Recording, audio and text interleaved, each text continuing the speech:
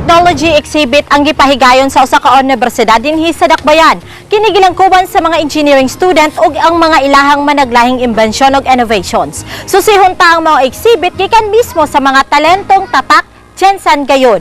Ani ang issue ni Michael Carbon? Hey, hey, hey, hey, hey, hey, hey, hey, hey!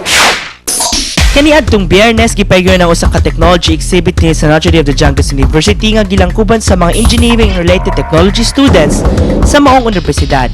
Ubay-ubay ka mga inventions ug innovations ang nambugna sa mga engineering students nga ila mismong hinimo.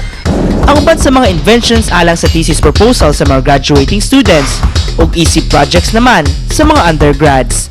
Among gisusi ang pipila sa mga unique inventions nga tatak Jensen gayud.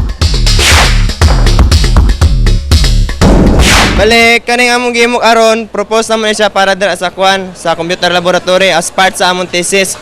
So, pag-operate ane, ngani natay tulo ka user. Sample pananglitan among teacher, si Sir Val, si Ma'am Pen ug si Sir Alain. Yan natay admin nga maka-override silang password tanan. So, sawayan nato kaning kay Sir Val na password nga 1A2B39. So, 1A2B39. So, pag-enter nato na siya, so automatic, magsiga ni indicate na pwede na ma-access ang door. So, pananglitan, kasi na to.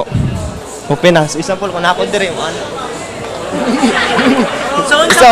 So, amo sumurag mo na siyang alternative sa susi, Mariana. Nga, pero pod, ma-send po siya sa among kanang database, marag mo na siya among kwan, lagot kung saan itabo per door. So, kung makita ninyo, kung i-deactivate na to siya, 1A2B39, pag deactivate ani automatic ma-send po dito to raw. Kung kinsa ang kwan user nga nag-activate or deactivate. Dako ni siyang tabang kay makuan nato sanay kanang matiman ato kinsa mga nagkuan ba natay record kung kinsa mga nagkuan for security purposes. So pananglitan kung mali atong makuan ma-encode nga passcode. So pag enter ana mo gawas ito invalid user. So invalid so mali siya. Siyang unit, murag dito na siya sa administrator. So, ikaw administrator, kung makita ni mga na-invalid user, so, ma-detect nga kaning door gi-access sa invalid na user.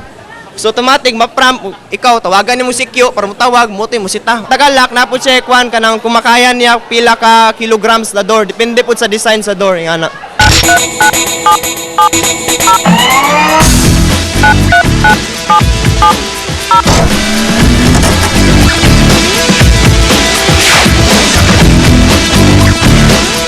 Kini siya nga invention, mao ni siya ang automatic nga mobisbis sa ato ang mga plant.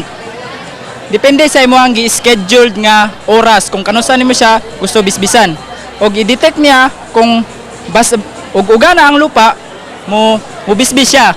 Inig na-detect niya nga ang lupa basa, dili na siya mobisbis. Less siya labor, dili pasagdan lang nimo siya, iset lang nimo ang time kung kanusa ka gusto magbisbis kay kaupat man ta mag-set og time kay kita sa ato ang mga balay kaupat man kita mo bisbis sa ato ang mga bulak di ba so mag-set po kaupat time dire so atong sampulan siya halimbawa mag-set ta og first niya nga alarm halimbawa mag-set ta og alas 12 sa udto og 8 minutos ang ikaduhang atong alarm alas 12:06 ana o atong katulong alarm kay alas 12:09 kung ikaupat nga alarm sa 12 Gs. So iset na to ang current time. So idulang nato sa ato ang giset nga alarm para dali ra. So alas 12:07. So wala nibisbis na siya kay ang ato ang nibisbis na Automatic ni siya. automatic na siya. So ibutang imo ni siya sa imong mga tanom. Muna siya ang sa scheduled water plant system. Ang lugar ibutang. So mga pila po ba ka tubig ang iyang ginabisbis kada gawas mga dagan pod ba na tubig? Dagan po, depende sa imo ang motor. Pwede nimo ilista ng motor kung gusto nimo pusogin mo mga motor para pusog yang pagbisbis nga na. So asa ni siya applicable ng mga tanom? Mas kayo sang tanom ba ni siya? Bisagon sa tanom. So pwede ka magbutang o ka nang mapaspread nimo ang tubig kay murag gamit. Oh, pwede naman siya mailisdan.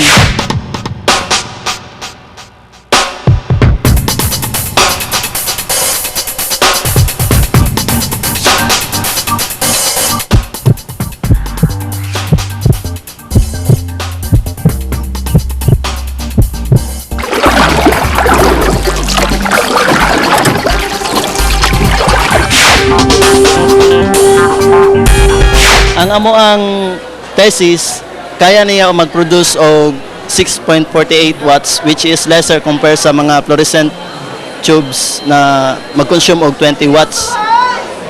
Kanay siya napo ni siya features na dimming o motion sensor, motion activated sensor na kung may tao sa imong room, automatic siya mag-on. Pag wala na yung tao, mapatay siya para ma-conserve ang energy. Composed siya sa LED which is a light emitting diode. Durable siya compared sa mga fluorescent lamp, so medyo mag-last gid siya. Tapos ang characteristic niya is lesser gid siya mukaon og power consumption. Once na ang signal maka-receive og clock dere, mag-dim na siya mubo ang illumination level niya up to sa state na zero na siya off. Once na maka-receive na po siya og another signal, it will turn on. That's it. Tapos nani siya backup power.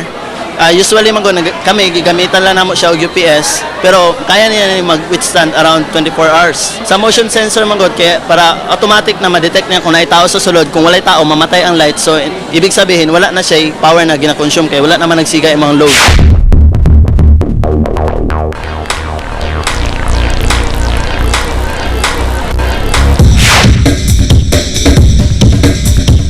Mao ni siya ang hotline messaging system for hospital rooms using microcontroller. Di ba usually pag sa hospital, pag na-emergency, ang mangyari kay ang nurse station lang ang ma-alarm during emergency. So amang gibuhat, nag-integrate me og something na dapat pati ang doktor ma-inform na nasa emergency state ang ihang ihang patient through text. Mao ni siya ang mahitabo. Nami gibutang na push button sa mo ang room, so any person in distress, halimbawa mas kaya nagbantay lang, makita niya na 50-50 na iyahang pasyente, pwede siya magpindot og button at the same time ma-alarm ang nurse station kung what room o mag-send siya message sa doktor. Bawa Michael Carbon. Tapos Number nimo, halimbawa ikaw ang doctor's number nimo. Dili number. 1802.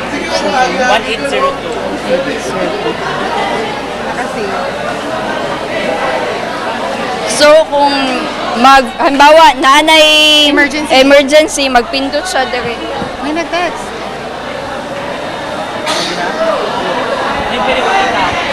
So, i-ingli nyo na may nag-text.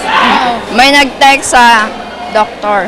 May nag-text sa doctor, including kasama yung patient's name, yung gender, yung room number at saka hospital na kung saan yung pasyente. Gibutang na ko akong cellphone number sa ilang system. So pag alarm ani, nakadawat kog text messages. So ani ang text messages na ako nadawat. So may ako nadawat na text message. So unsa ang unod na yung text message ani? Ang laman ng message kay patient's name, gender, and then room number tapos hospital kung saan siya naka-admit. Okay. So dapat kinahanglan na nakasave ang number kay muna siya ang ginatawag na na emergency Emergency So text. sa tingin nimo applicable ba rin sa mga hospital nato dire? Unsa kumbaga ba dakong tabang ani na? Dakong tabang siya, at least tung ihang doktor, halimbawa, ang pasyente niya na sa emergency state, at least ma-inform ang doktor na ang ihang pasyente kailangan og help.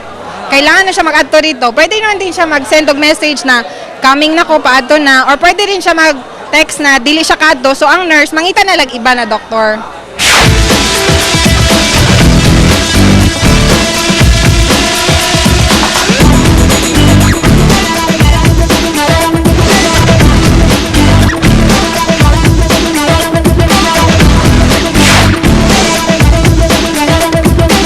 Ingani ang concept sa among sun tracer.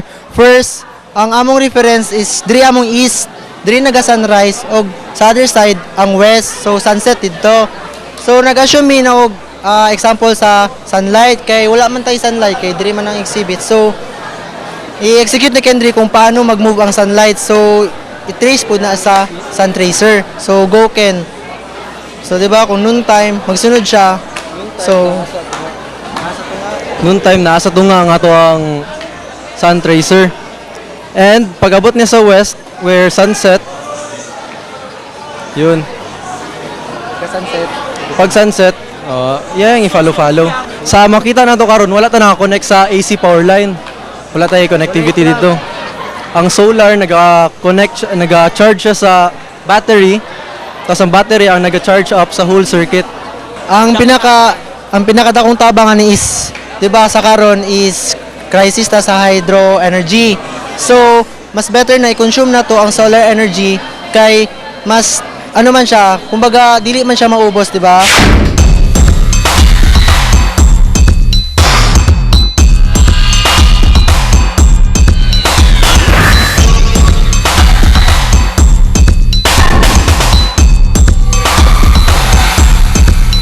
Makitan sab nimo sa mga exhibit ang uban pang mga inventions ug innovations sama sa automatic water heater nga ginagamit sa mga processed foods.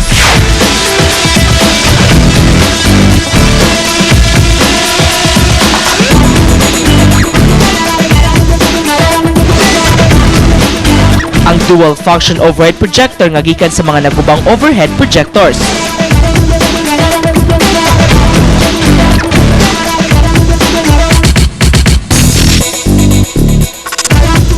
Anaa po ang color segregating robotic arm nga usa sa mga hit sa maong exhibit.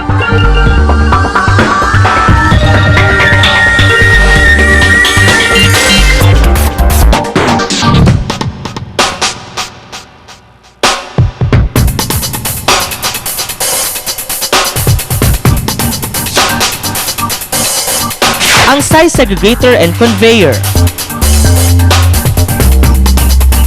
ug ang SMS vending machine.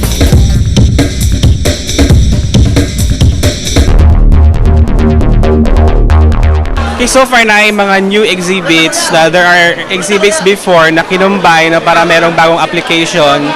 And as you see, ito kasing exhibit namin is a showcase of all the outputs, final outputs of the students with what they learn during this semester and the previous semesters. This is every year because it motivates the students to see to makikita nila yung kanilang output, makikita nila yung application ng specific subject kung saan sila naka-enroll. So kaya namin siya ginagawa every year para yung mga lower years ma-motivate din sila na makita nila yung mga seniors, mga 3rd year to 5th year na they are able to create such devices. Ang technology exhibit sa mga engineering students usagad katimaan nga dili magpauli ang dakbayan sa mga bagong teknolohiya nga kumahatagan og oportunidad sama sa paghatag og patent niini usagad kabutang nga angayang ipasikarbo kay kini hinimo sa usa ka talentong tatak Jensan. Ako si Michael Carbon ug kini ang issue karon.